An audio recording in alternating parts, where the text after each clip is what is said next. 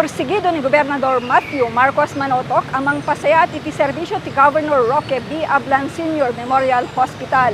Iti agdama mandarima na payala listo ti Gobernador iti panakailepas dagiti proyekto infrastruktura iti hospital ken kastamiten iti panakaiestablisar dagiti baro nga kagamitan iti hospital.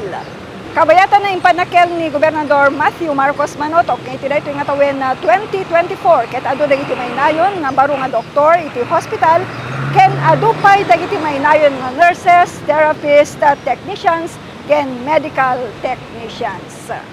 We have a lot of infra, of course, still ongoing sa GRASMA, so we'll have to expedite these.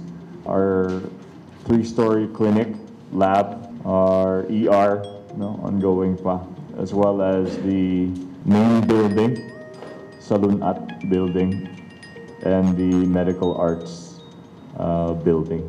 Manipod iti Governor Roque B. Ablan Sr. Memorial Hospital, Irene Ringo reporting, narimat nga rapap, intay amin maragpan.